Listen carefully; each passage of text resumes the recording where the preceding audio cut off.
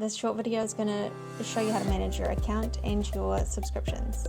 So obviously go to our website, and then once you're here, you'll need to log in using the login button on the top right hand side. Simply enter in your email and your password to get into your profile.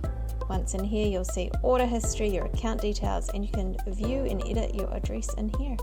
So you can have your main address, or you can even have a secondary address. Just make sure you've selected default for the main address. If you go back to your profile page, you can go into your product purchase into more detail, including the tracking information, and go back to your profile page. You can check your subscriptions. So you can click in here to check more details, and even go into edit to modify the frequency of your subscription. You can also, if you look at your billing schedule, click into each one to modify your schedule date to suit.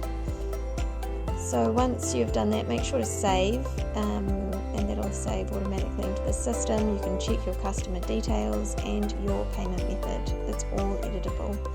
Once that's done, you can log out, knowing that everything is up to date as you like. Now, if you have any other questions, feel free to give us a call or an email. We are happy to help. Thank you, and enjoy your clean water.